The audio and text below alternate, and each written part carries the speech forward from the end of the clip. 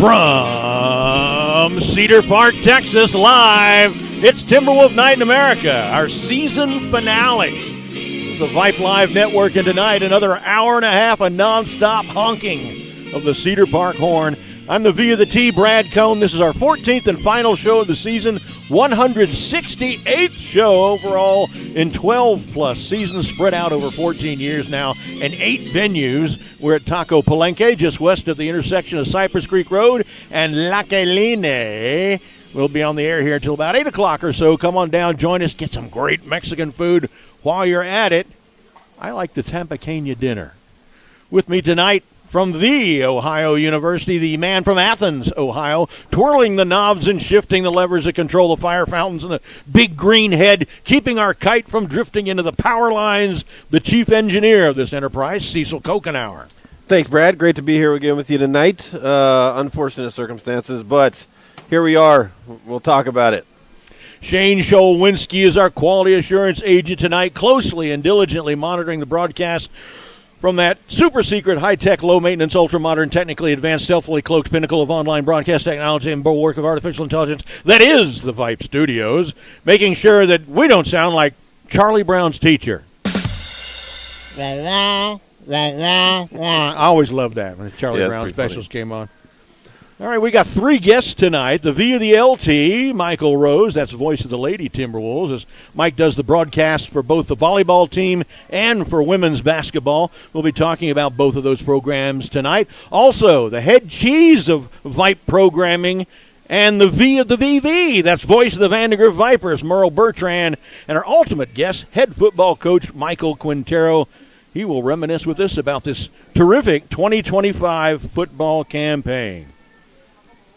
All right, this year's Booster Club sponsors Taco Palenque, Move Smart Pros, Raising Cane's, Army Ant Moving, U-Pack We Plan, Leander Veterinary Clinic, Natalie's Donuts, Clint Horman's All City Real Estate, Smooth Operator RN, Strive Health Services, Text US Realty, Bush's Chicken, Dr. Mo and the Kyra Fit Wellness Center, CPYFA, CTX Sports, Glow Gal Salon, and Sensi Independent Consultant, Lindsay Bates. Also, an official team photographer took a couple interesting pictures of us up there in Waco the other night. In the press box and on the field. Cedar Park Football thanks all of these local businesses for their generosity. Here's what's on the menu tonight for the show. Our latest State of the Program all-time one-loss record update from Cecil. A brief look at last Friday night's second-round playoff game.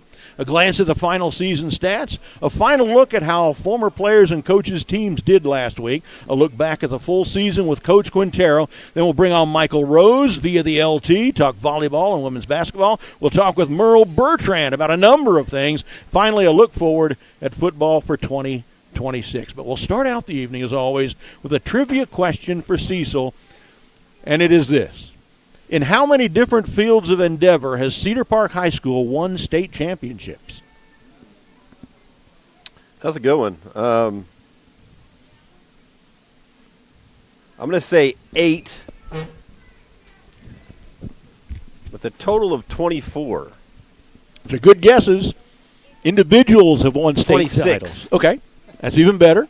26. Individuals have won state titles in swimming, wrestling, and women's track. Team sports state championships have come in cross country 3 times, football twice, women's basketball twice, women's soccer, and now volleyball. Other state crowns have been won in robotics, cheerleading twice, marching band 9 times. Total number of CPHS state titles across the whole campus is 24. And you know, you gotta really give some applause to the women's athletics department at this campus. 4 state titles across 3 sports in the last 4 years. Yeah, that's pretty great. Pretty amazing. They're doing a great job on that side of the house. All right, now Cecil's going to give our State of the Program update, and I'll point out that even though we're adding a loss to these numbers this week, look at how impressive all these totals still are. Yeah, I mean, these numbers are just great. Our all-time overall record now sits at 235-97. That's just a lot of winning, man. Counting playoff opponents, it's 96-52. Against teams not in the district, right. Right. Our all-time road record is 123 wins to 60 losses. That's great. I mean, well, 123 road wins. Yeah, that's great, man. Our All-time neutral site record, 31-16. All-time record in November, 59-21. Our all-time playoff record, which is fabulous too. I mean, they just handle business in the playoffs. Yeah. 46-19. 46-19. Well, so what is that? 65 playoff games. That's 6.5 extra seasons of football. Yeah. That a lot of teams don't ever get to. Yeah, good stuff. We've talked before about how, one of the ways you can get good is to just keep being good, right? Yeah. I mean, if you win, you get more games. You get more games, you get better. You get better, reps. you win more games. You win more games, you get better. Yeah. I mean, it just starts building on itself. That's a vicious cycle, but a good problem to have.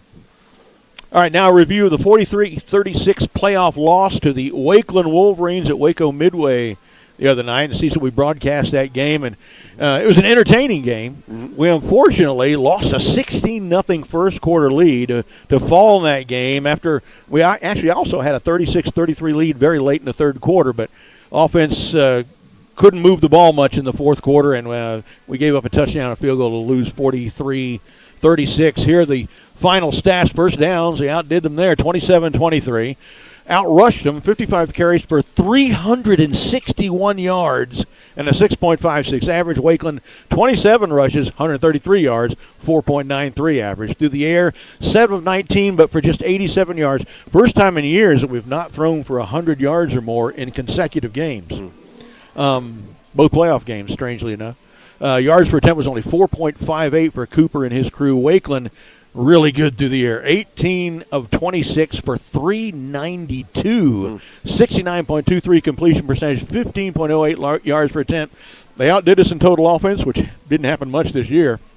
525 to 448. So pushing close to 1,000 yards of total offense in that game. It kind of felt like it. Both teams are getting 7-8 yards of play on the average. We look at our guys. Looking at the rushing game, one of a few games this year, we had 2 rushers over 100 yards on the night because Cooper went 11 for 122, 11.1 average, a touchdown to 24 yards. And, of course, Trey Hill with his normal 200-plus, what was it, 8 times this year, something like that? 41 carries for 223, touchdown runs of 3, 4, and 5 yards. Valoria also just a few carries, 3 for 16, but a nice average of 5.3. He had a 2-yard touchdown run, too. Cooper, only 7 completions in 19 attempts. Most of those to Braden Johns, 4 for 45. Jamal Porter, our leading receiver all year, only 1 catch for 22 yards. He had 3 catches last week for 0 yards, so his productivity fell in the playoffs. Valoria, a catch for 13. Brendan Baker, a catch for 7, and those are your numbers for that one. Score by quarters, of course, we outscored them 16-13 in the first, got outscored 13-6 in the second, 14-14 tie in the third. We're outscored 3-0 in the fourth, and there you have it. There it is. Yeah, I mean that was a real interesting game. They were able to figure something out, and it worked for them. They really didn't have an answer for our rushing attack. Who does?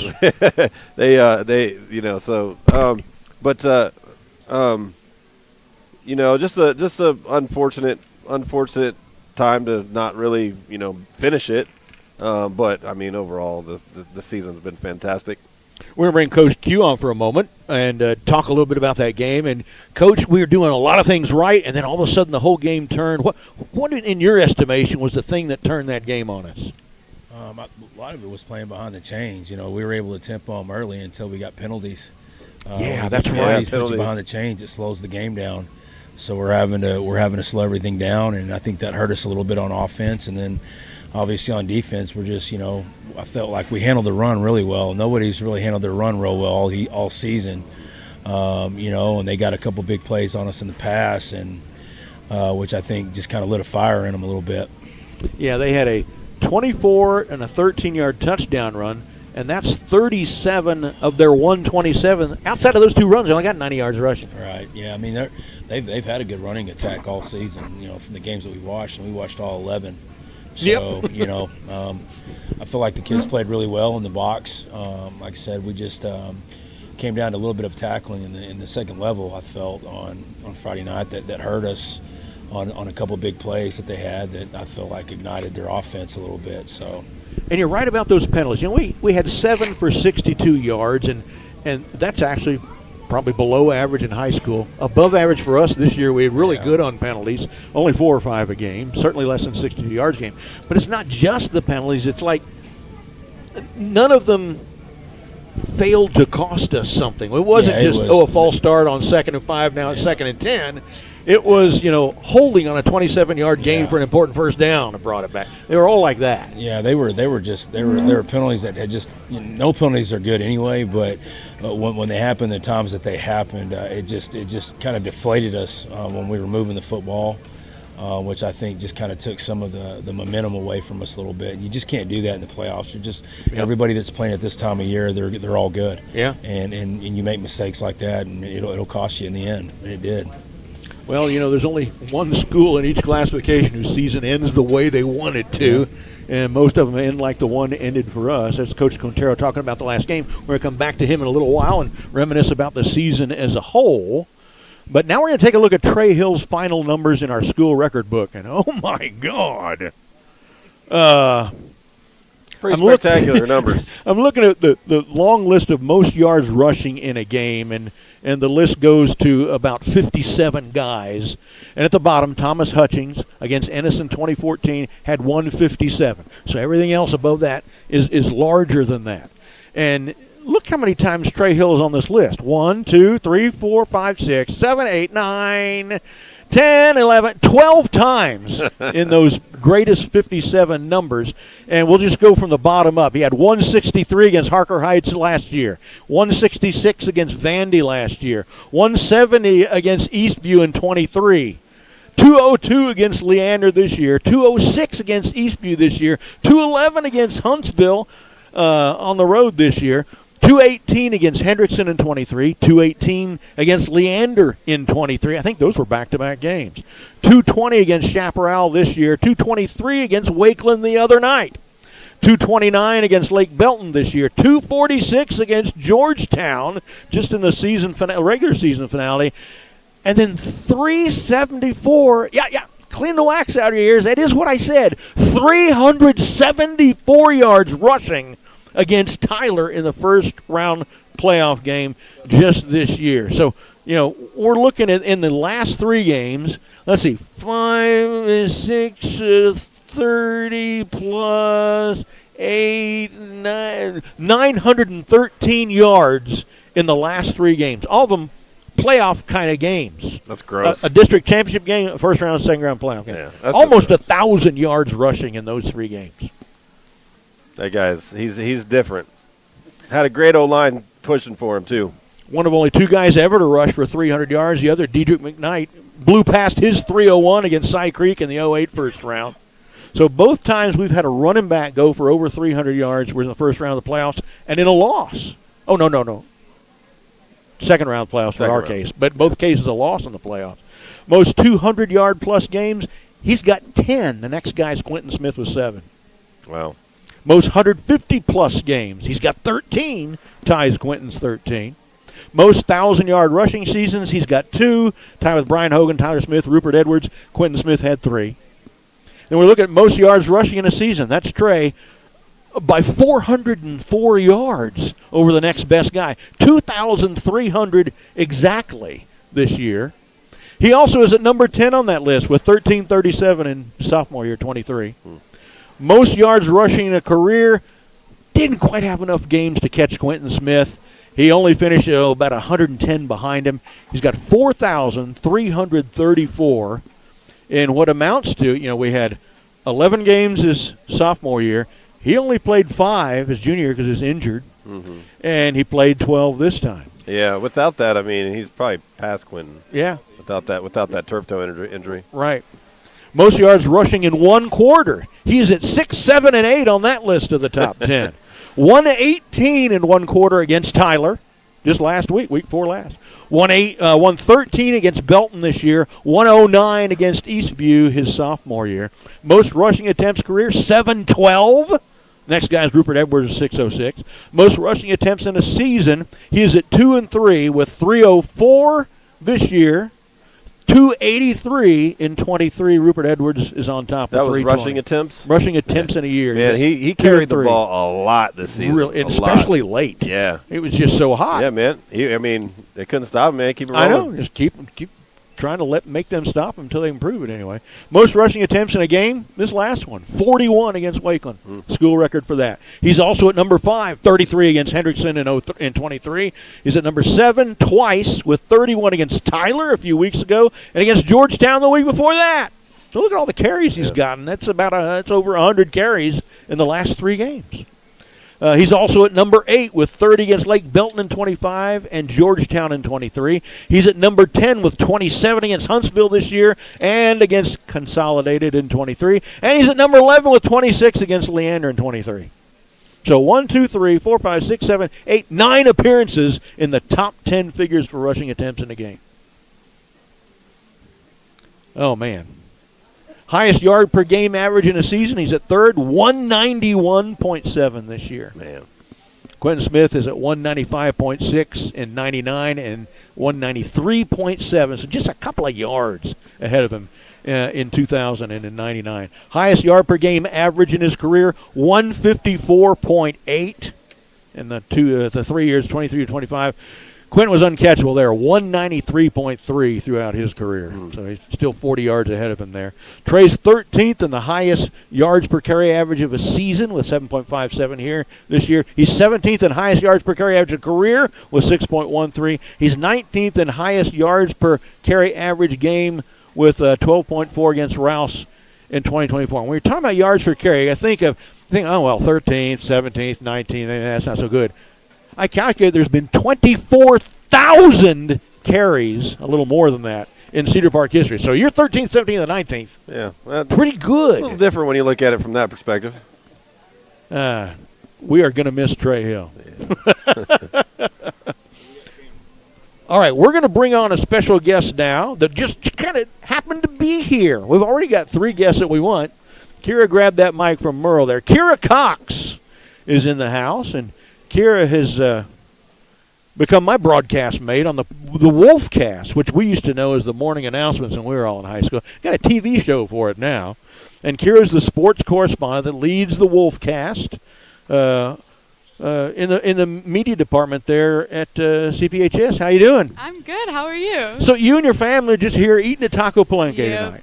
I kept looking over there, and there's this young girl would kind of smile at me. And I thought, well, she's friendly. And then all of a sudden you walk by and I see Cedar Park Dance on the back. And I know you're manager of the celebrities as well. I thought, wait, that's Kira. So she's on and on with us talking football. And football seems to be the sport you love the most, doesn't it? For sure. Definitely. You've covered this football team the whole time you've been here. Oh, yeah. The past 4 years, it's been nothing but Cedar Park football. Got to know the players pretty well? Oh, yeah, for sure. And how long have you known the guys who are in your class a senior this year? I've known some of them since 6th grade. Wow. A lot of them I started getting to know after COVID in 8th grade. I started taking pictures of the boys' basketball team that year, and I was obviously a Crimson cadet, so got to see them all playing, that kind of thing. But I really started getting to know them my freshman year when I started taking pictures of football at Cedar Park. So are you hooked on doing this kind of thing, the broadcasting through the Wolfcast and so forth? Yeah, that's the hope. That's what you want to do? Yeah, I definitely still want to major in sports broadcasting and then take pictures on the side, obviously. Okay. And I've extended an offer to Kira, and her broadcast mate Gus, and they're both going to come on and join us for a couple of games on our broadcast of Cedar Park baseball, and we'll give you a couple innings each to do play-by-play and see if you got a knack for that. That'll be fun. Yeah, it'll be so fun. All right, thanks for stepping over here. Kira Cox, Cedar Park senior and broadcast student. All right.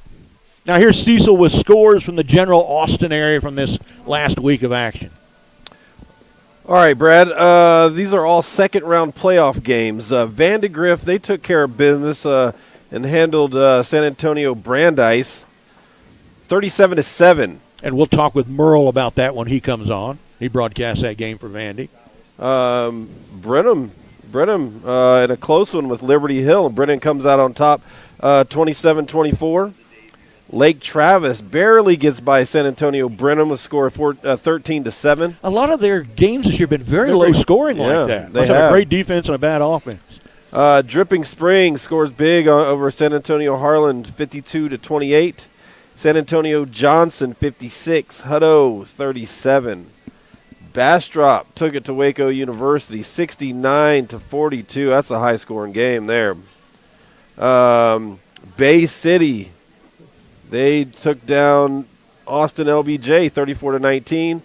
And Frisco Lone Star downs Georgetown 42-21. There were no District 8 5A teams to survive into the third round. All right, and in other CPHS sports news, volleyball team won their first state championship Saturday against Argyle, home of the Sox, 3-0. It was their 51st match of the season. They finished 39-12, having played a very tough schedule, loaded with quality 6A opponents early, going just 19-12 pre-district. They never lost again. Their last defeat of the season came on September 5th, and they finished out the campaign on a 20-match winning streak. This is not only the first volleyball state title for Cedar Park, but the first in the history of Leander ISD. 3 other teams came very close, including our own just last year with a loss in the state finals. But this one, the first to go all the way. I tried to get the team and head coach Lori McLaughlin on this show tonight, but they have scattered far and wide for Thanksgiving, and we couldn't bring it off. But a bit later in the show, we'll talk with their broadcaster on Vype, Michael Rose, and we are definitely going to talk about this team. The men's basketball teams opened their season 2-1, a road win over Westwood, an overtime loss to Pflugerville, and yesterday's decisive win over the Anderson Trojans at the Timberdome. Coach Blake Brown's team looks, to my eyes, as their arena announcer, to be his best in a number of years. This could be a really fun campaign. They are on the road for a little while now in tournament play before coming back to open district against Leander at home on December 19th. It's a long break. It is a long break. Well, it's Or a long long break road. away from Long- home. yeah, There's yeah. going to be like 8 games away from home. Women's basketball's done very well, 6-2 this year under new head coach J.C. Morton. We had scheduled them for an appearance with us here last week, but nobody showed. The Women Wolves started out 5-0 with wins over Westwood, A&M Consolidated, Green Hill, whoever they are, Conroe Oak Ridge, and a private school, CHSM, before falling twice to 6A powers Westlake and San Antonio Brennan. Then most recently, they got back on track with a great road win over 6A Lake Travis. Next game, December 2nd, at home in a return match with Westlake. They start district play December 12th at home against Hayes. I'm the arena voice for both basketball teams. Later in the show tonight, of course, we'll talk with via the LT, Michael Rose, about both of our women's programs, basketball and volleyball. And although this is the last episode of this show for the fall, for the first time ever, we're going to do Timberwolf Night in America once a month during baseball season. We'll do it right back here at Taco Palenque. We'll have shows in February, March, April, and May as the baseball season progresses. Exact dates are yet to be determined. February's show is during pre-district tournament play. March is in the first part of district action. April's at the end, and as we go into the playoffs. And May will be either during the playoffs or it'll be a season wrap-up, depending on how the team's doing at that point. Those shows will always be on Wednesday nights, and each episode will have several baseball players come on with us, and, of course, head coach Ben Huffman and assistant coach Jaime Perez. Josh is going to be on the game broadcast with me for the first time this spring.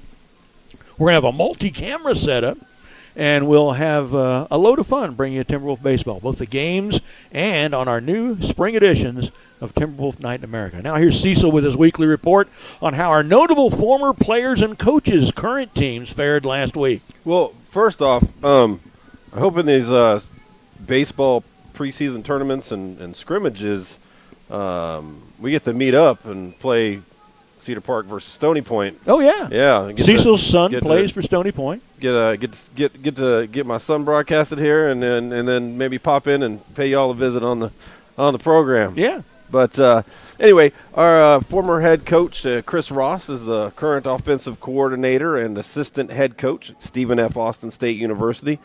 Last Thursday, they beat Northwest Louisiana 62-14. In a nationally televised game and have not lost since September 6th. Wow. That's 10 wins in a row, and they're 10-0 overall, and with a record of 8-0, champions of the Southland Conference. They're in the NCAA playoffs, and next week host a team still yet to be determined. Yeah, they're going to be a 1 seed, and they're playing some sort of 4 seed from somebody, and that hadn't been set up yet. Our former O-line coach, Brandon Schmidt, He's the head coach at A&M Consolidated. They fell to 12-0 Port Arthur Memorial Friday night with a score of 44-27.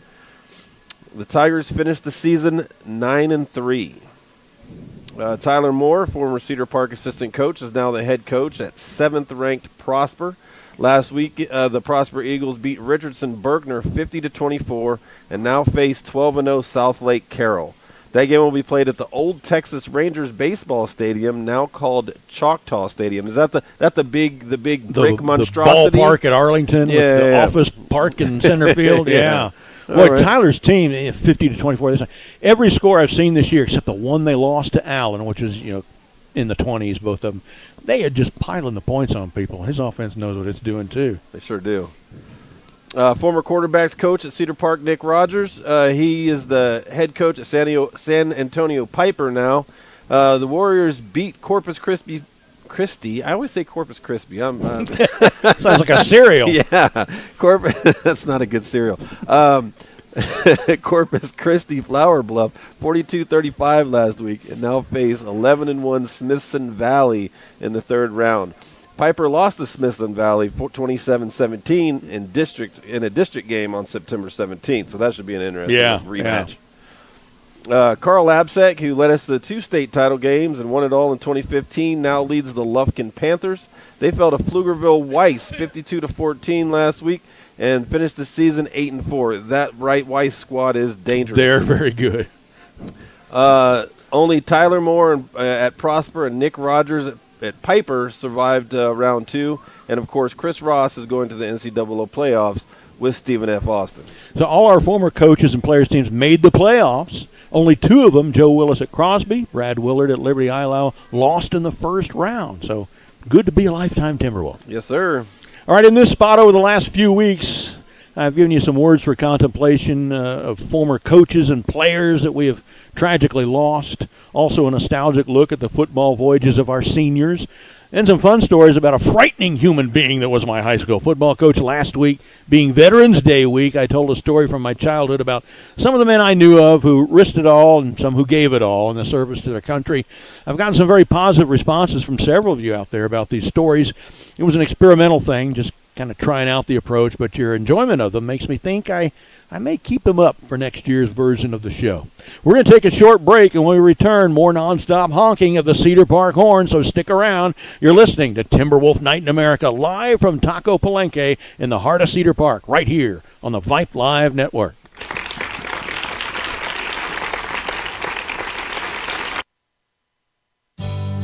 Introducing Kyle Foppe and broker Topher Rogers, your Move Smart Pros real estate team. Kyle and Topher are Cedar Park residents and local real estate experts. Move Smart helps neighbors get the most from the sale of their home through a smooth transition and help home buyers find their next home at the right price. More than just helping you buy or sell, they help you make smart real estate decisions to achieve your short and long-term goals. Look them up online at MoveSmartPros.com.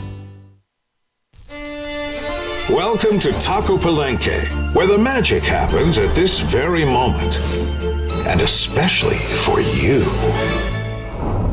We know fresh food simply tastes better. That's why we start cooking your meal at the exact moment you place your order. For us, your order is not just another number. It's as unique and special as you are. Enjoy your meal.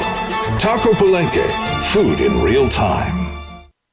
Life moves fast, but the memories are worth keeping forever. Whether it's your high school senior getting ready to graduate or your family gathering together for the holidays, now is the perfect time to capture those moments. Lindsay Bates is one of our talented photographers who volunteers to capture the Cedar Park football team's games each week and has a blast doing it. She brings that same passion and care to every senior and family photo session. With Lindsay Bates, every session is fun, relaxed, and all about you. From stunning senior portraits to timeless family photos, you'll have images that you'll treasure for a lifetime. Book your session today, and let's create memories you'll be proud to share. Hang on your walls and pass down for generations. Text Lindsay at 512-826-5352.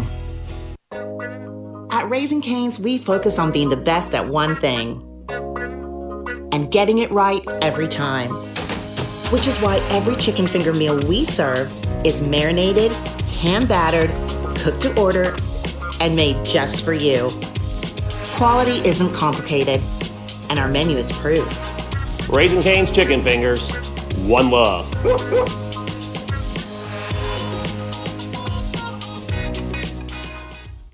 What's the biggest myth about interscholastic performing arts? That you have to be the most talented or experienced to participate.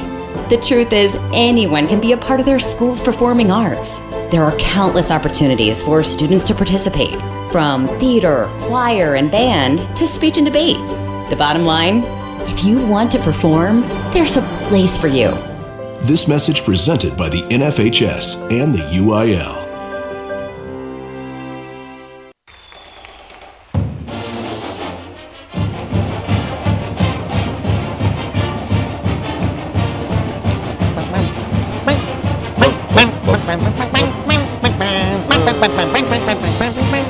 I could play kazoo in the band. I could do that. All right, welcome back. Episode 14, the season finale of Timberwolf Night in America for 25, live from Taco Palenque here in the 613. I'm Brad Cohn. He's Cecil Kokenauer. I am. Shane Scholwinski is our QA here on the Vype Live Network this evening. We've already talked a little bit with head football coach Michael Quintero reviewing last week's second-round playoff game. But now we're going to reminisce with him about this team and their season in general. And, Coach, go ahead and hold that kind of close. Yeah, just don't talk into it, talk over it, and it'll sound a little bit better for you.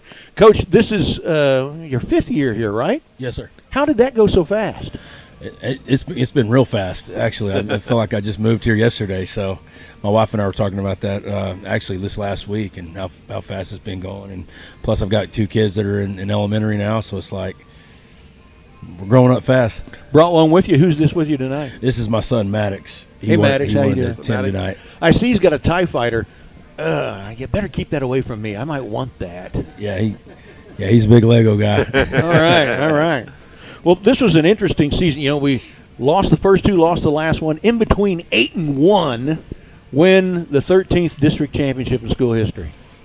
Yeah, I mean it's been a good year for us. There's a lot of tests and challenges this year, but I think our kids just responded in a great way. You know, their biggest thing this year was just fighting for a brotherhood, and it was a really bonded group that I don't think there was a game that we played this year where they didn't feel like they could win. And we were in some spots where our back was against the wall, and the kids they come off the sideline or off the field onto the sideline saying, "Coach, we're going to win the football game." So that's a testament to their trust in one another and trust in the coaches and what we're doing, and it was just a fun group to be around this year. You talk about that, we're going to win mentality no matter what happened. And that happened a few times this year. One of the things that I tracked, at least I've tracked it since 2005, is how many times we're behind at halftime and win, how many times we're behind going to the fourth quarter and win. And it hasn't been much historically. It's maybe 4 or 5% of the time do we ever come back from a second or a halftime deficit or fourth quarter deficit. I think it happened 3 times this year. So these guys did a great job of saying we are not done and getting the work done to come out victorious. Yeah, I think the biggest thing we talked about this year was a lot of the things that have happened and didn't happen to us but happened for us. Yeah. You start early in our preseason schedule. We're playing Harker Heights, who I believe is still playing. Yeah. Right now, and you got Vandergriff, who's still playing. State contending 6A teams who both won their district. Yeah, absolutely. And I think it just made us ready for what we were going to see, district play and in the playoffs. I think our kids were just ready, mentality-wise. They were ready to play. And I think that third game of the season out in East Texas, that really flipped the switch, I think. I mean, the way those guys responded to in that game, I really think set up a whole lot of momentum and real positive energy that carried through the season. That made them feel like they could play anybody. Yeah, I agree with you. I think that that game we had a couple kids that were out in that game. Some guys, key players, where we had to have kids that step up. We have some of our players had to just step up and fill shoes, and they did. And I feel like they did, and it just put a trust within our team where everybody's job is important. It doesn't matter if you're starting the night out in a position or you're role playing. Everybody's got a job, and everybody's got to do their job well. And I feel like our kids did that all year this year. That was, I think, the first time that we had gone into the fourth quarter behind and did not lose. This team has 2 road wins against top 10 ranked 5A teams. That is quite a feather in your cap. Yeah, it's a testament to our kids and how they prepare. I think this group has been really detailed in what they've done, and every year with the schedule that we play in the district we play in, we're going to have challenges, obviously, but I think the kids were detailed in their preparation, and they wanted to be good. They wanted to be great, and it showed. It showed this season. I was really, really proud of the coaches and the kids. Yeah, I think the leadership really showed too. I think you had a team full of leaders. Saw it so all over the place by everybody. Your defensive captain, he gets injured, but he's still out there. He's still out there, rallying the troops and really keeping people positive and energized. And even Cam getting hurt, he's still out there too. And there's just leaders everywhere, and that's a really hard thing to do. Like, how do you breathe that? I think with Hayden, just it's a testament to him being elected as a team captain by his own teammates. Him getting injured, it was devastating to him. You're talking about a high school kid who isn't going to play a snap this year, and he and I just had a conversation about, all right, your role now is to be a coach. Your job is to be a coach on the field and mentor the guys that are stepping in to cover you and your back. And he did that all year. If you came out to our practice, he's one of the loudest ones out there. He's the one that's talking to the DBs about hustle and making plays, and he's coaching. And it's just I think that's just the culture that Cedar Park has had for a long, long time. I think it's a culture that our coaches are instilling in our kids now. I think it breeds championship teams, and it breeds great programs. So I was really, really proud of him for that. Do coaches have a knack for, when they're coaching their team through the season or seasons that they have these players, do you have a knack for looking at a guy and thinking, he's going to be a coach? Can you look at guys and think that? I think that we always see guys that we'd say they'd be great coaches. I don't know if they're going to be coaches, right? But they should be, right? But they should be. Yeah, I think of one right now that's playing in college right now is Luca Wilson. Luca wants to be a coach. I mean, he wants to play. He wants to coach high school football. That's great. And if you watched him practice and the way that he carried himself in practicing games and I'm like, yeah, this kid can be a coach, and that's what he wants to do. But, yeah, we've got a lot of good leaders I think would be great coaches. Whether they're going to do that or not, I don't know. Now, you were here, I think, when your earlier stint at Cedar Park as an assistant coach, I think when Josh's brother Brad was here, right? Mm-hmm. Did you have the idea that he was going to be a coach? Absolutely not. Brad, I didn't. Brad was smart in school. I figured – guys like him are going to go in. They're going to go to college, make a lot of money when they graduate. Right? But it was one of his callings. He got into Baylor and it was a walk on and ended up playing. Yeah. And I think it just ignited something in him that this was I think God was calling him to do that. Yeah, that's just terrific. All those stories of guys who get that done is really inspiring. This team has. One of the things I do at the end of our last broadcast of a game every year, and we did this from Waco the other night at the end, is I read through all the names I see on the roster in front of me that are underclassmen. That is the stuff, the weaponry, the experience that we got coming back for the next year. Yeah. And there were some good names on there that produced a lot for us this year. You've got to be thinking pretty good things, looking forward to next year now. Yeah, a lot of people don't realize that I've had a lot of coaches that we've played. The last 2 coaches that we played in the playoffs, they were a little bit taken back by the amount of seniors that we did not have on our roster, and how solid our youngsters were playing. We're losing some really good seniors. A lot of good senior leadership, which I think every team does every year. Yeah. But we do feel good as a staff and as a program with the kids that are coming back because they were kids that have been playing for the last 2 years, last 2 seasons. So we'll have a lot of kids that are going to step on the field this next fall with a lot of varsity snaps. Nearly all your receivers who have many yards at all are coming back. And we're going to miss Trey Hill. We'll talk about him in a minute. But the guys who spelled him, and we're talking about Pham, we're talking about the Valorian, as we call him. We're talking about Cameron Graham didn't get to play a lot this year, but it looks great when he carries the ball. Yeah. All that talent and skills coming back. Yeah, and that I was pretty much set up last year. When Trey went down, unfortunately, we had some guys that we had to throw them in the fire early, and I think last year with them getting all the reps that they got in big games, I think it really helped Trey this year to be able to do what he was able to do, and we're able to send those guys in and give him a rest. And let him get his feet back under him, his legs back under him during games. We felt really good about that, and I think it allowed Trey to last and do what he did the whole season. For sure. And the experience. Go ahead. Oh no, I just want to say I'm also interested in seeing this Cooper Braden Johns connection continue to grow. Those guys were on time all season long. Looked like they really could just read each other, and Johns had a way to finding soft spots in the defense and just sitting down right there and getting the ball. Yeah, I think the thing about he's kind of that possession receiver. He's got really good speed. He's got quick speed to him, but he's got a knack of finding open grass. He's a good route runner. Which you hear a lot of coaches say that, but he truly is. He runs really good routes that gets him open, and I think that David's got a lot of trust in him as well. So it'll be fun Jonah's to watch got speed. Yeah, he's the one to go deep. Jonah's a guy that we move around from the slot to the one receiver, so he's a kid that can run deep, and he's a kid that can be a possession receiver as well. So we feel really good about our receiving core coming back. And you said Wes Welker. I'm going to say Hines Ward, and I'm going to say it because of this. They all like to block downfield. Yeah.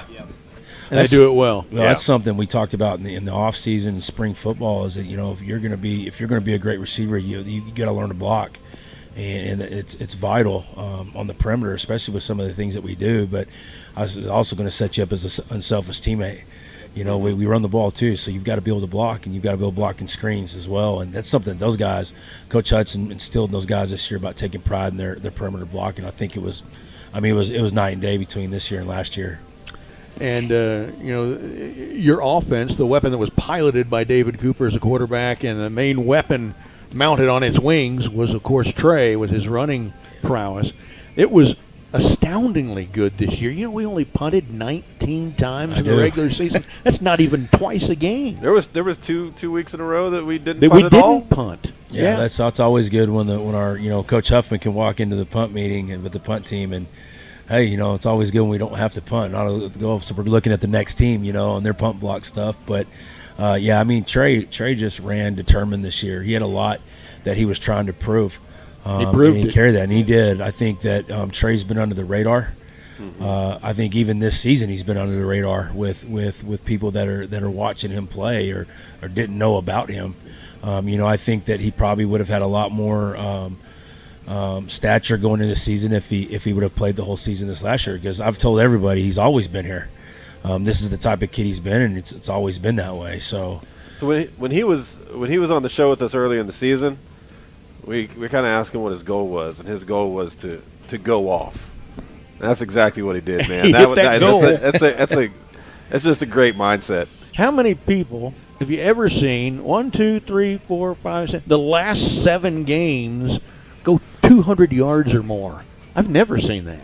Yeah, it's pretty. As a coach, and the teams that I've been a part of, and some really good ones, it is very rare. Yeah. I think if you ask Trey, it starts with his offensive line. Our offensive line this year played unbelievably well, and we knew that coming out of spring football that these guys really dedicated themselves in the weight room and just to getting better. And they were a tight bunch, man. They took a lot of pride in what they did.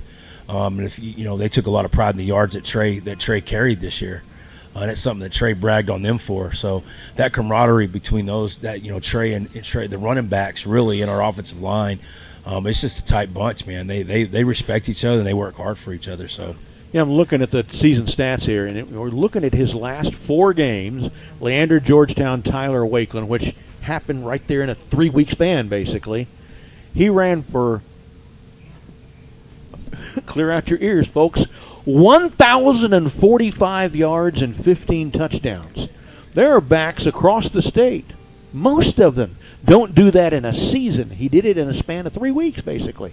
Yeah, I think towards the the tail end of district play going into the playoffs, I think that we just started peaking, which is what you want to see going into the playoffs, where your guys are just doing what they're supposed to and doing it really well. And I think that, again, our offense was just clicking, and they just got stronger as the year went. I think the confidence just started to build, which is what you want going into the playoffs. So yeah. And you rode that confidence with them by going for it often on fourth down in times when you wouldn't have before with a different offense. All the two-point conversion attempts, most of which were successful. I think we only missed 2. Yeah. That was very evident. We were looking at some of the point totals this year by this offense: 57, 48, 52, 49, 46, 60, 50. And, there were many games where I'd look at the drive chart that I create afterwards, and we had the ball 10 times, and there were 8 touchdowns, 1 punt, and maybe there was a fumble. I mean, teams just weren't stopping this offense. No, we were tough. We were tough. The thing that I think our kids hung their hat on this year was just the physical play, which is something that we've been working hard to instill in our program right now. Being able to play physical on both sides of the ball, and it starts up front, which I think both of our groups did that. I think that's the staple our kids believe in right now. So. You talked about perimeter blocking with our receivers. The physical play that we want out of our kids, I think that they believe in that. So I feel really good going into the off season. I hate to start off season before Christmas, but we're going to do that. But we've got big plans for this group. We got a lot of goals that we're going to try to hit, and being physical is one of them. So, we looking at Trey Hill being one of the best backs in Texas, and that's got to be something that when you go to every game Friday night and think about the plays you're going to call and weapons you have at your disposal, how does that touch your psyche as a coach? It makes play calling a little bit easier when you got a kid that you can hand the ball off to. But I think what you said, he is one of the best running backs in the state of Texas, and I think he's done some amazing things against really good football teams that have stopped the run. Over and over again, they weren't able to stop him in our offense. So I think that, again, going forward on fourth down, our kids, and then really that started with our kids. They want to do that. Yeah. They want to go for it. They believe that it can be 4th and 15, and they're going to yell at me to go for it. We can make it on our own 20, and they want to go for it. They feel that confident. The 2-point conversions, that was something I figured that because we're up tempo, we were tempo in a lot of those 2 points. Yeah. We were tipping on as low as 2 points, so I felt like, that was an advantage for us. We wanted teams to chase points. Yeah. So, and it did. It worked. A lot of the time it worked. Made a lot of them do it.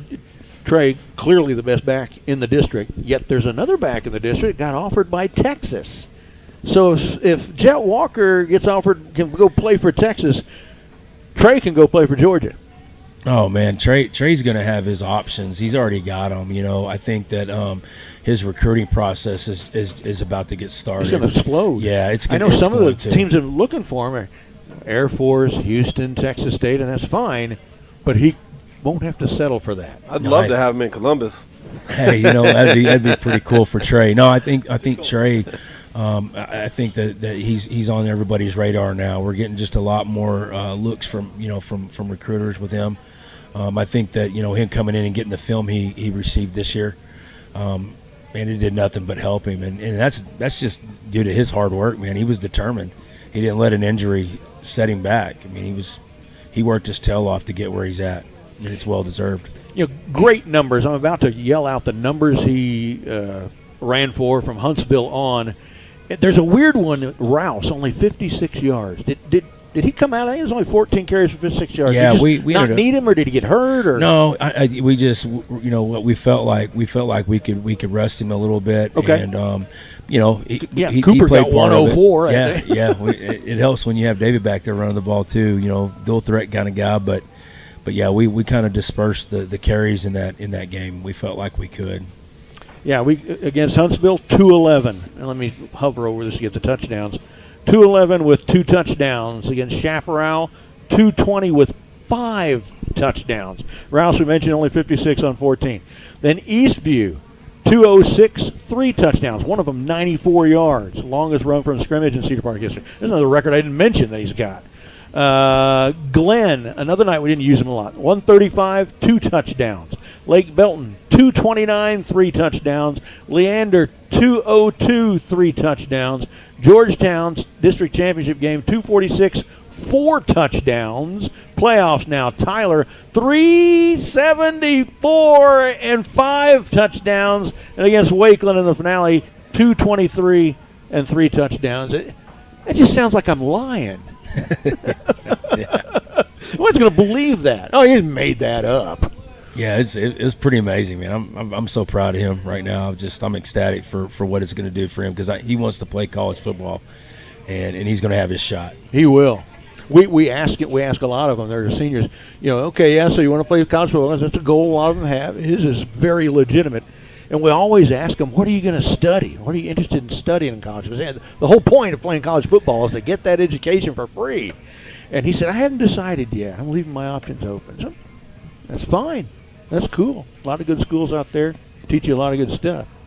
Yeah, like I said, he's gonna have his options, and I think wherever he decides to go, and whoever is fortunate enough to get him, they're gonna be blessed to have him, and he's gonna do nothing but great things. So I'm excited to see what happens. All right, we've been talking with Cedar Park head football coach Michael Quintero. We're going to take a short break. When we return, our next guest, the V of the LT, Michael Rose. So stick around. You're listening to Timberwolf Night in America live from Taco Palenque in the heart of Cedar Park, right here on the Vype Live Network.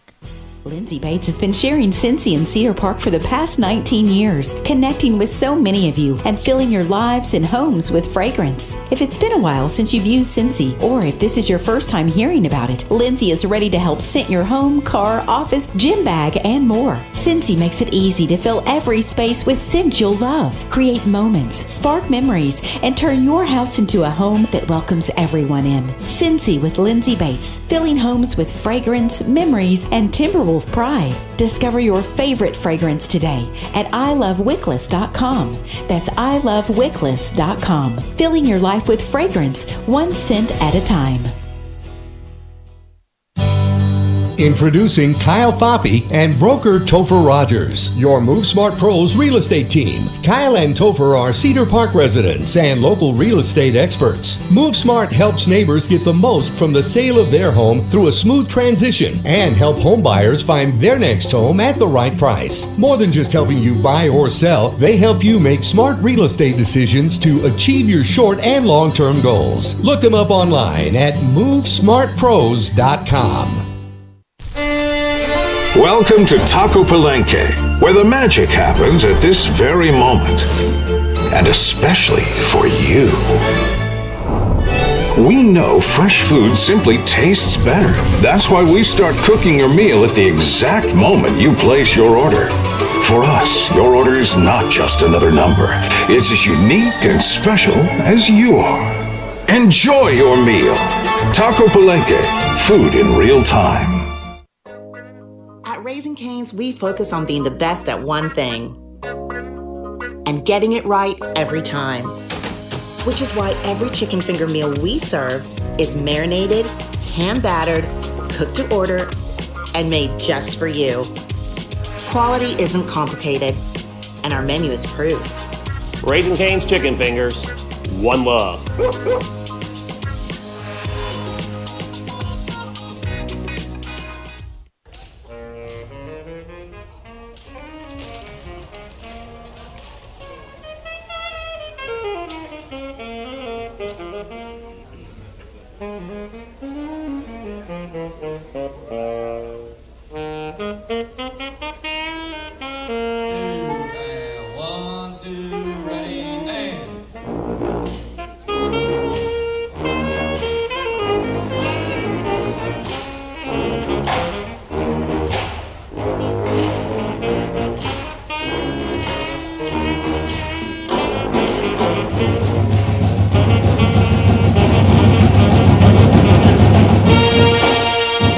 Medals job from the 9-time and 7-time defending state championship marching band.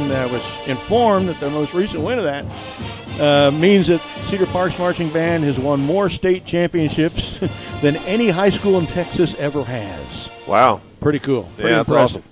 It'll push us a little bit towards that Lone Star Cup as well. A lot of stuff pushing us that direction. Welcome back, episode 14, season finale of Timberwolf Night in America for 25, live from Taco Palenque here in the middle of American suburbia. It's Brad and Cecil dealing the cards. Shane Showinski, our QA here on the Vype Live Network tonight.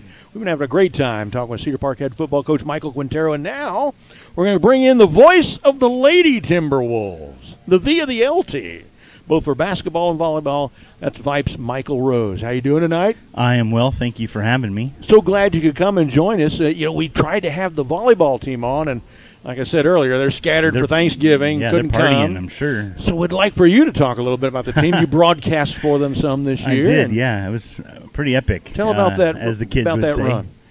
Run. Just the run they had last year. Coach McLaughlin, very proud of obviously runner-up in the state with that senior leadership that went on to bigger and better things. But the core of Joy, of Sibley, even Anna, all those kids coming back. Caitlin especially, nobody can serve quite like Caitlin Hughes can, and Joy Udoye, and of course Maya Cheatham.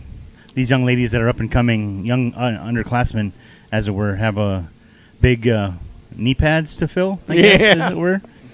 But just the camaraderie, and of course, I guess Sienna too, Benavides, another senior, a great leader too.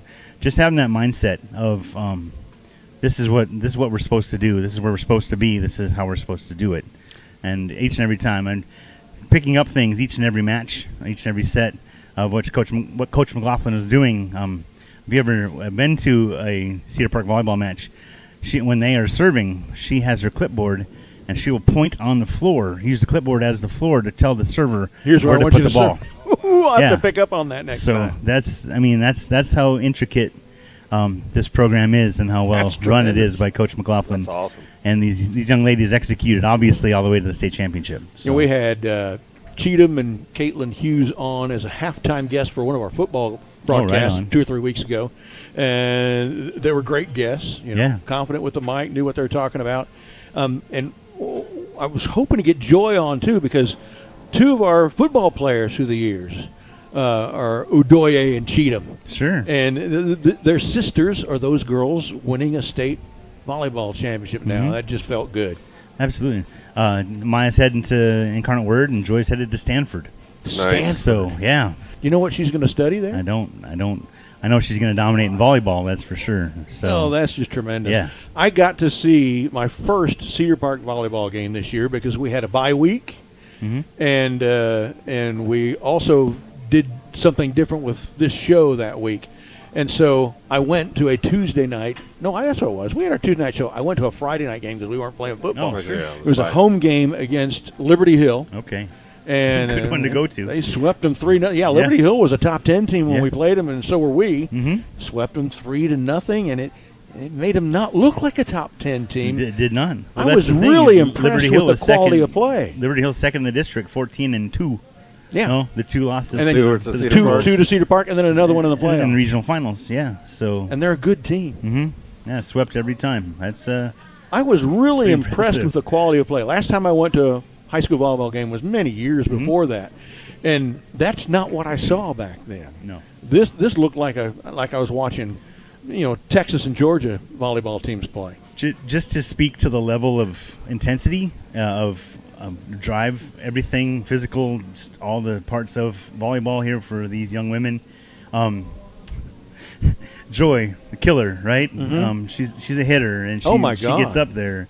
I'd get out of the way of something coming at me here's from the her. thing: if you watch Joy go up to kill that ball, and you go to the other side, it was either an ace, or if any of those young ladies on the other side got a piece of it, even a fraction, a thumbnail on anything, wouldn't follow out of play, whatever, they were cheering because I just connected on one of Joy Udoye's kills. So that was entertaining for me. And almost every time I said, I would not want to be on the receiving end of a Joy kill. And a lot of them didn't. When the game I saw, a lot of it was a little bit of, you could nickname her Moses because there was the parting of the Red Sea of players just diving out of the way and covering their heads when she was about to hit one. It's true. It's very true. Oh my goodness, that was good stuff. Now, did you get to see him at all in the playoff run? We got to call their regional final game, which was a lot of fun against Liberty Hill. So where did they play that one? At the Delco Center, or AISD. Oh yeah. So Coach McLaughlin not real thrilled about that venue, but did not want to go all the way down to Berger and be the. Why did she not like the venue? Just a little darker, a little more old school. It's down in the pit, so the sound and lighting, she just didn't like it so much. Interesting. But the time of day was better than waiting for the second round or second game. You mentioned that. I remember going to a women's basketball third or fourth round playoff game there many years ago, and noticing that it seemed dark to me as well. That's interesting. Yeah. Well, Coach McLaughlin didn't like it, but the girls didn't mind as they swept Liberty Hill three straight. So. We can see fine. We're 18. Yes. That's right. Remember how good my eyes were at 17 or 18 years old. But so now that I mentioned women's basketball, you're also the V of the LT basketball, and I've been doing that for a number of years. What season would this be? This will be season 10 as voice of the Timberwolves. Wow. Yeah. And you've seen a lot of great stuff, like gotten to call a couple state championships, a couple rings. I see yours over there. Yeah. There we go. So I'm very honored to have been part of that, and now we're getting ready. There's not a mouse in my pocket. They are getting ready for a new. Well, they're already underway with their season. Yeah, 6-2 already. But new coach, new system. But a good group for the new coach to have coming back. With Rogers, with Slaughter, with Briner, and with Richardson, of course, and a lot of youngsters, too, to bring through JV. So I'm curious to see how these young kids are up and coming through JV and how they'll contribute, like we've seen the last few years under Coach K and with Donnie, too. I called one game. They played one game at the Timberdome against A&M Consolidated, and we just handled that game, no problem. Yeah. And a lot of people contributing at every aspect of the game, rebounding, defense, whipping the ball around, shooting. It really looked good to me. And they've got a brand-new first-year coach, J.C. Morton, who's only like 25 years old, just out of, I guess it was Tarleton, where she played basketball there. Actually, you haven't met her yet, though, right? Not personally. I reached out back when I heard she was hired and said, this is who I am, and I don't know if I'm coming back or not, but if I am, I look forward to chatting with you, and I'm sure just getting into the school year and doing all the things she's doing, I'm probably the least of her worries at this problem. So. Yeah, that's understandable. I met her first on the Meet the Timberwolves night that Coach Q organized and hosted out at the field, and so many organizations, teams, and other organizations that aren't athletic teams set up booths to sell swag and that sort of thing. Oh, right on. And I'm walking along before it all starts. I'm looking. There's the girls' basketball booth, and there's about 3 players there kind of setting up maybe some things that they're selling. And I recognized 2 of them and from last year. I think Anna Briner was one, and talking to them a little bit. And then hadn't recognized the other one, so I said, "Oh, yeah, how are you?" And I said, "What do you think about your new coach?" She goes, "Oh, well, that's me." I thought she was one of the players. Oh. She looked like the other 17, 18-year-old. Yeah. So, just fresh out of college. And I liked the way she ran the team, the game that I called. So. Well, just her bio and things I read, sounds like she's a great fit. So that's great. So we're looking forward to that. And you'll be calling that, sitting right next to me. I will. Announcing, and you sit right next to me for those home one games. Of my favorite parts. And, of course, shout out to Nikki Kriesel. She's coming back as our bookkeeper. bookkeeper. Over here, so right? That was exciting. Coach Kriesel, Southwestern head football coach. I got to do a sideline reporting and run camera this season. So fun. I kept in touch with Nikki all fall. And so that's all she wanted to know. Are you coming back? I don't know yet. And then the gentleman here to my left made it official a couple weeks ago. So pretty excited about that. All right. Well, that's going to be great. Do you remember? I think I have it down here somewhere in my notes. When's the first game? District against. I think open with Hayes as usual on the 12th, I believe. 12th. So, yep. Well, that'll be fun. Looking forward to that. That's not till December, though. That's December, yeah. That's far away. Yeah. We're still in November. We're almost in December. What, the 26th? Thanksgiving tomorrow. Yeah. My goodness.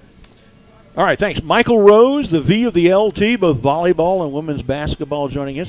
And now our final guest of the evening and of our broadcast season, the programming director of the Vype Live Network, voice of the Vandegrift Vipers, the V of the VV, and the guy I began this Cedar Park broadcasting journey with back in 2008 when he and I did Cedar Park baseball games together, and that's Merle Bertrand. Hey, Merle. Hey, Brad. Hey, Cecil. Good to be here tonight. I hope, we're not doing video. I hope everybody knows. Hope none of my Bandicoot people, I'm wearing green tonight. So there you go. Well, you wore green before you wore silver and black. Yeah, I mean, it's like a lot of Bandicoot people. It came, I started out working. They all came from here, yeah. Literally came from Cedar Park High School, carved out of Cedar Park High School. But yeah, you and I started baseball together.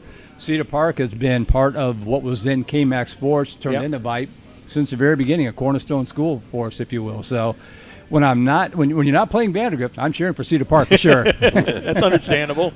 We had a great season that year. Remember, that was a great team. We got to go 4 rounds deep in the playoffs. Right. We played at the Baylor Ballpark against the number 1 ranked team in the nation and beat them. Plano West, they finished, 41-1, state champs, number 1 ranked in the nation at the end of the year, and we were the one. We're the one, that's right. And we got to call that game. Yeah, I won't want to say I was young back then, but I was younger. And me too. Too stupid to know that it's not always this easy to get that far in any sport.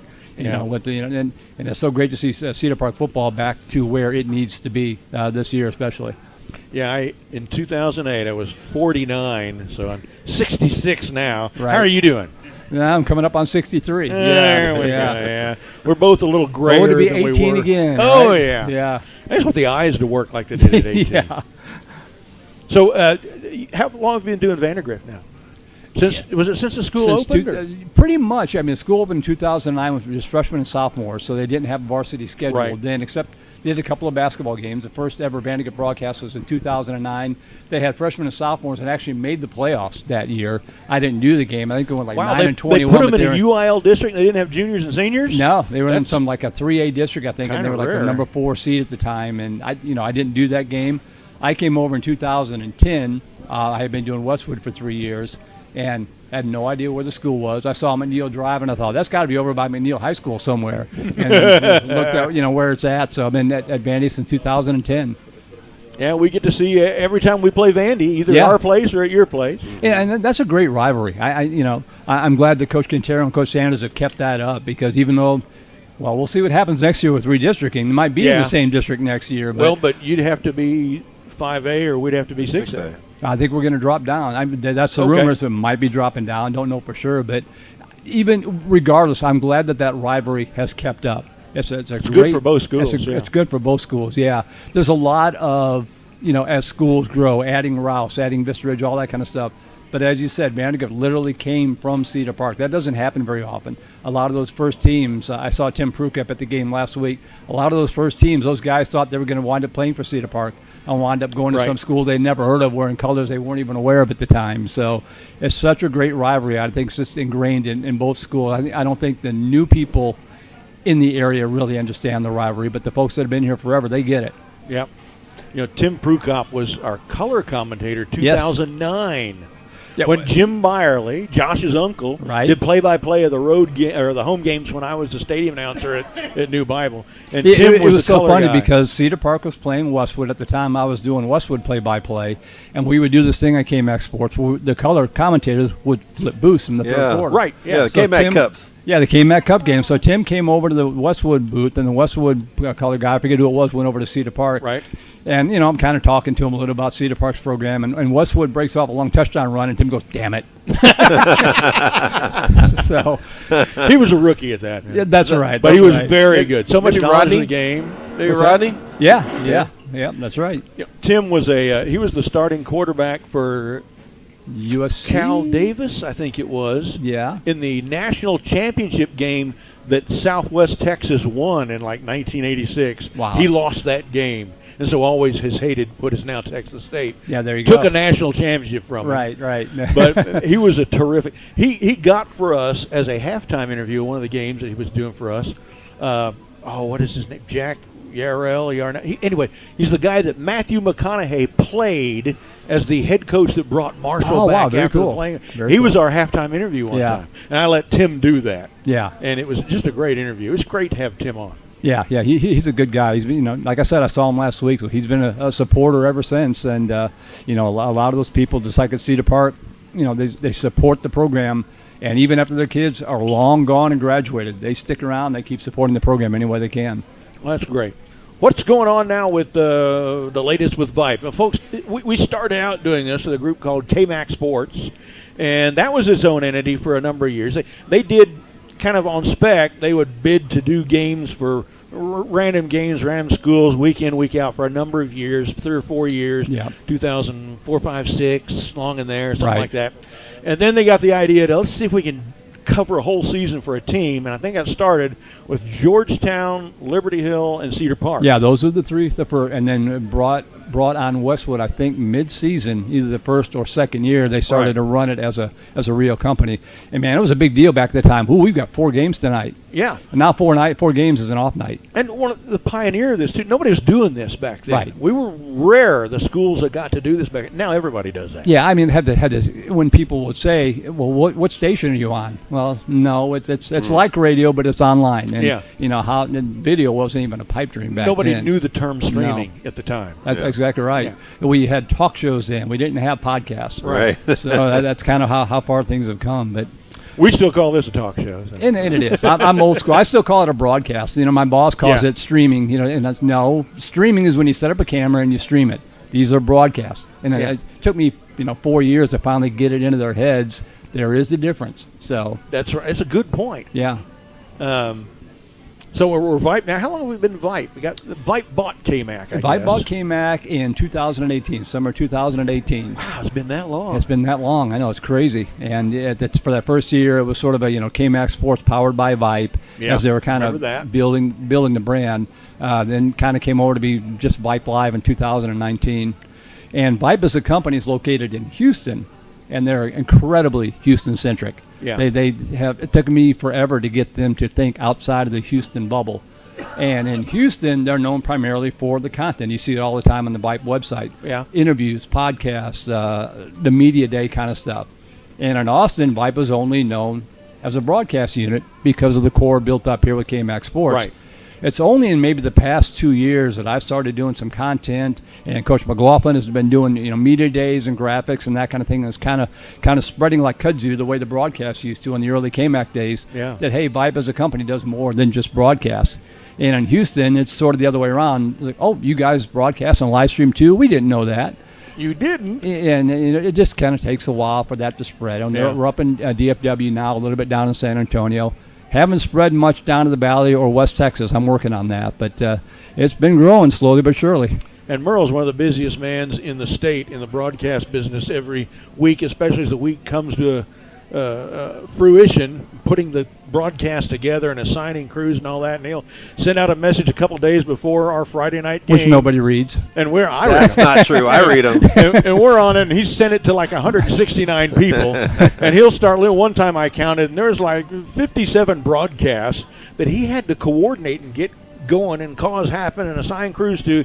You got to never sleep during football season. My wife thinks I'm sick if she walks out of the bedroom and I'm not on the laptop. Yeah. Christina's there. Are you okay? What's wrong with you? You're not working. You're not working. So yeah, what's not getting done? Yeah, right. I always joke about I can't get anything done because I'm too busy getting stuff done. Yeah, that's kind of one of those things. I'm sure Coach knows what that's like. I think he used to bury little gems inside of emails just to see if people read them.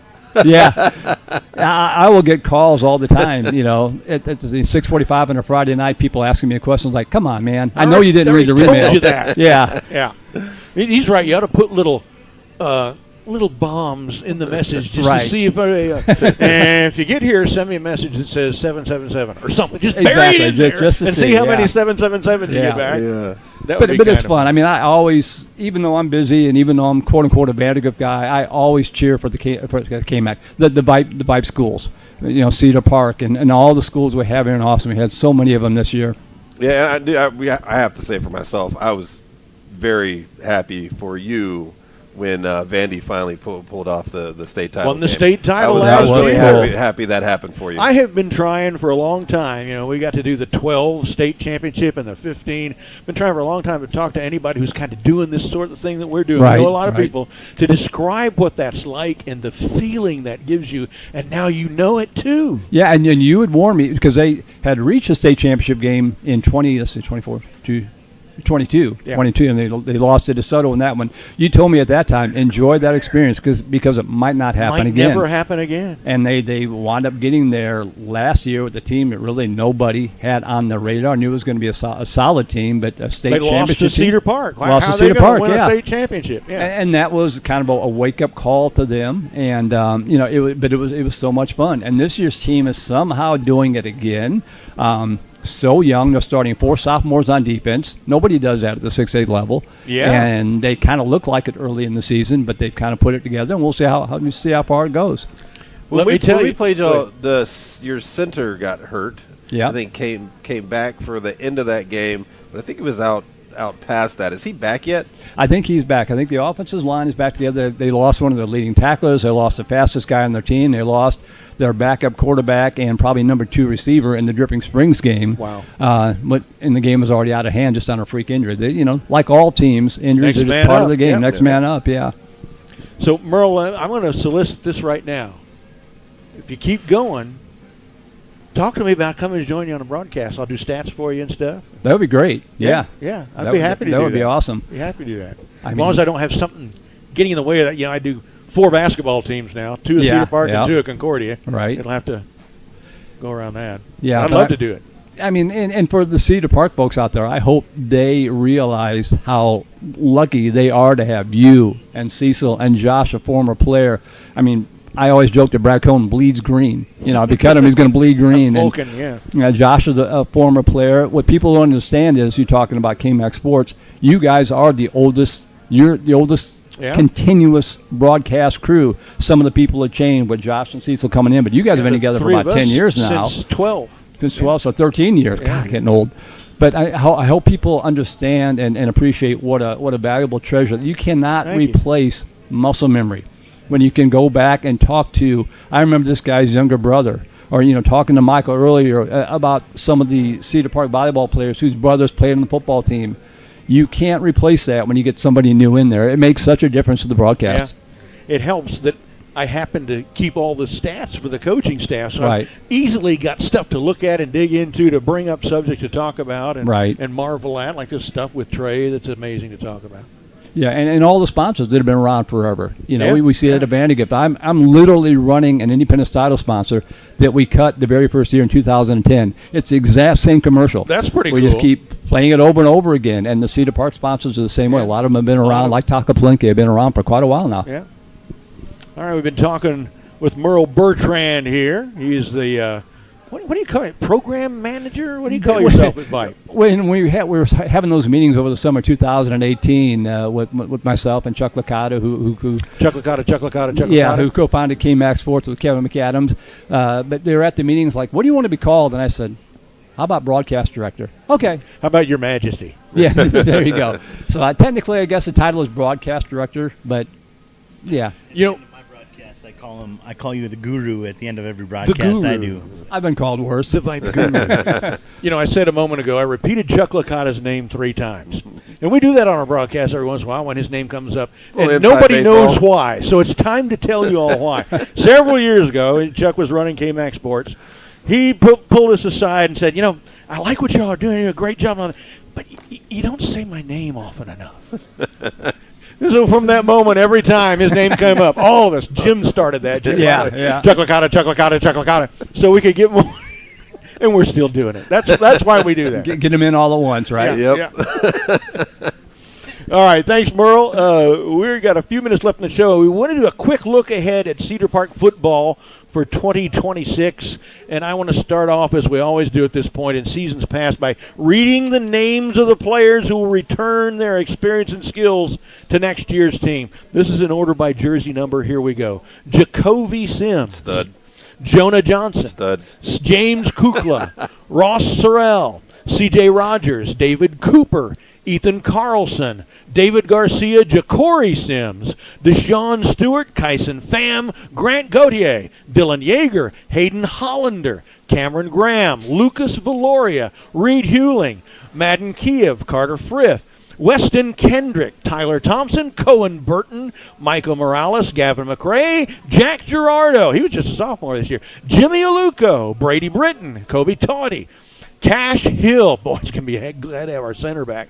Brock Bungo, Josh Andrade, Anderson Townsend, Kota Watanabe, Wes Abear, Braden Johns, Jaden Pierre, Jacob Herrera, Lucas Bratton, and Zane Coates. And, Coach, you got to smile when you think about some of those names. Yeah, we got a good core coming back on both sides of the ball. Starting with our defensive line. We're losing. Obviously Brooks Buffard and Grant Clemens, who all were solid for us this year, offensive line wise. Losing some good ones there, but we feel like our youngsters that are coming up got to play a lot this year, so we feel really good about that. Like I said, we talked about earlier, receiving core is excellent. And when you got your quarterback coming back, it's always good as a 3-year starter. So we feel, it's always good when you got somebody like that. Only quarterback in Cedar Park history to have taken snaps in a varsity game as a freshman. Yeah, I mean, just it's gonna be awesome to have him back, and he's just getting better every year. So we feel really good about that.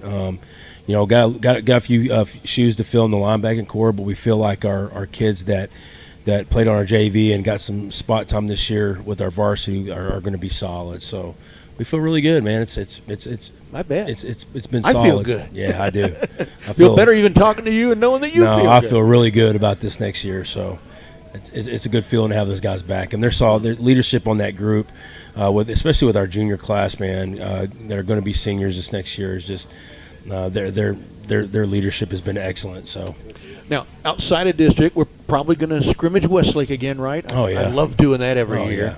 Yeah. Beat those guys in that live quarter this year. and probably Vandy, I guess, is a non-district. Oh, yeah. We'll keep up that Vandy one. up again, yeah. So 2 more. Have you thought about who others well, we're looking around. We've got to wait and see what our realignment does. Because we've got some shifting that's going to go on, and obviously, we don't know where we're going to be yet. So it's going to be close on both sides. So there's rumors that the enrollment might be enough to push us to 6A. Does it look like that might happen? It could be. It's going to be close. It's going to be close, but it's something that I don't worry about. I mean, it's nothing I can control. Yeah. So what we can control is what we put on the field every day. That's right, man. So we had a pretty good run in 6A for 8 years a while back. Yeah, we did. Won a few district titles there. Won some playoff games there. All right.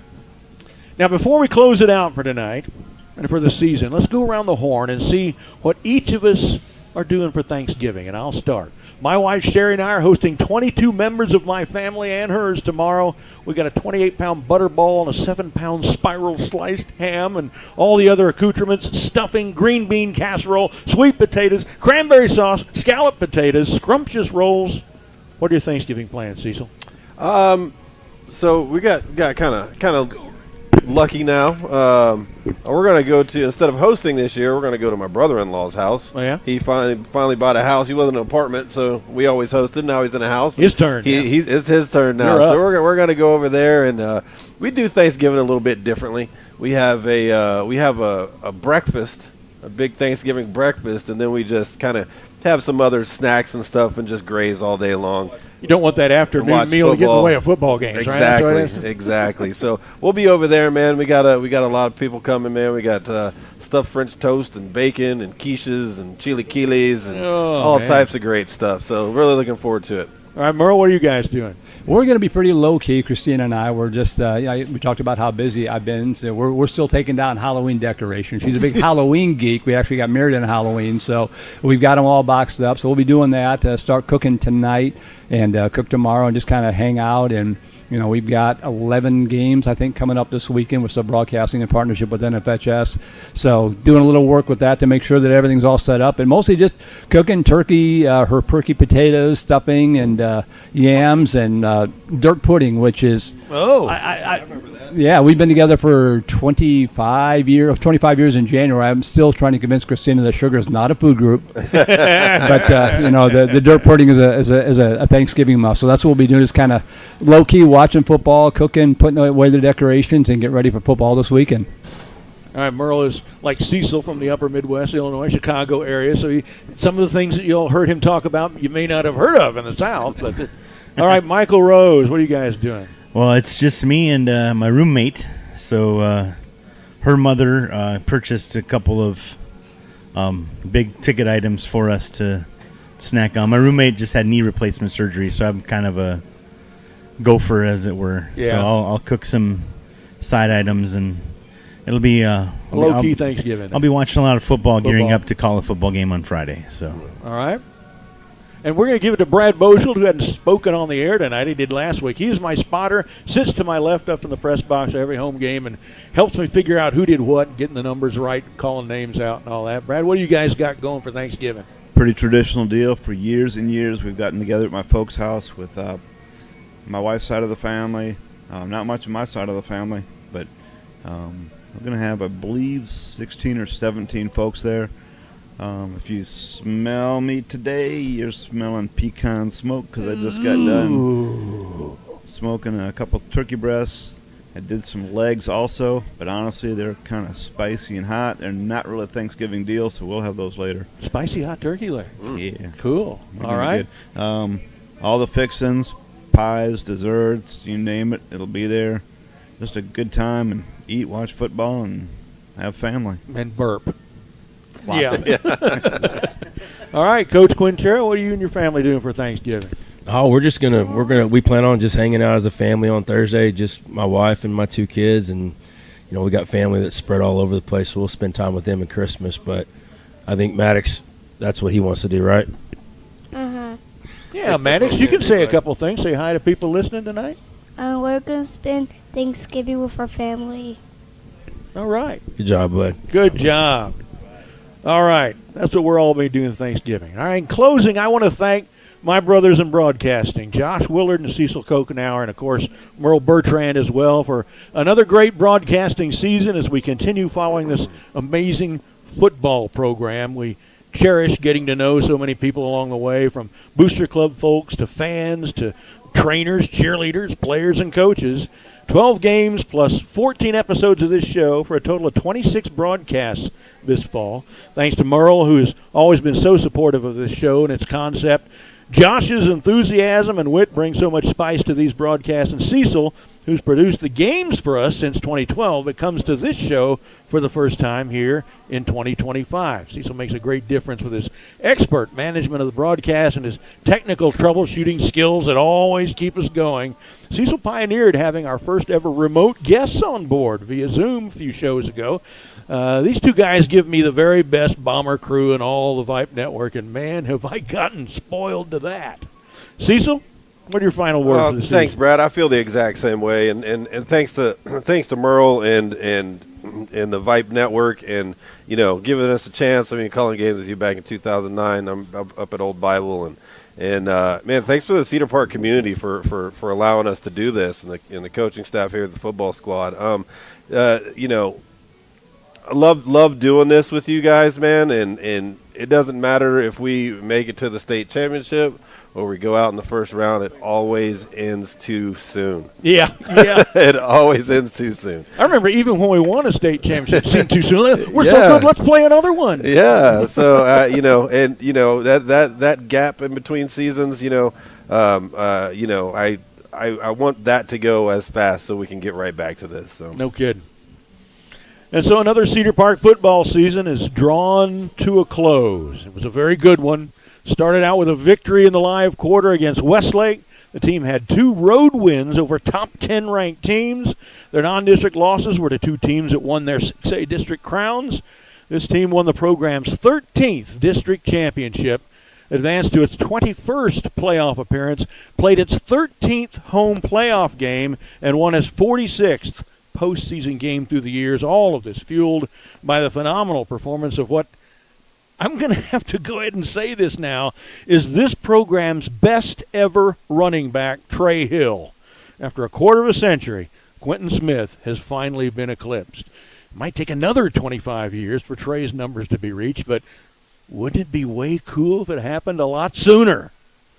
This show will be back in late February when its focus, for the first time ever, turns to baseball. We can't wait. Once again, here are the Booster Club sponsors: Taco Palenque, this here place; Move Smart Pros; Raising Cane's, Army Ant Moving; You Pack We Plan, Leander Veterinary Clinic; Natalie's Donuts, just up the parking lot here; Clint Horman's All City Real Estate; Smooth Operator RN; Strive Health Services, Tex US Realty; Bush's Chicken; Dr. Mo and the Kyra Fit Wellness Center; CPYFA, CTX Sports, Glow Gal Salon, Sensi Independent Consultant, Lindsay Bates, who's also one of the team's photographers. So that's it for our 14th and final episode of Timberwolf Night in America for 2025. Our thanks to our very special guests tonight, the V of the L team, Michael Rose, Vype Programming Director and V of the VV, Merle Bertrand, Cedar Park Head Football Coach, Campus Athletic Director, Michael Quintero, and Kira Cox for a little drop-in for us. Special thanks for all the good folks at Taco Palenque for hosting this show all season long, for our QA Shane Skowinski, and for my crewmates Josh Willard and Cecil Kokenauer, as Brad Cohn signing off one final time here in 25. You've been listening to Timberwolf Night in America on the Vype Network.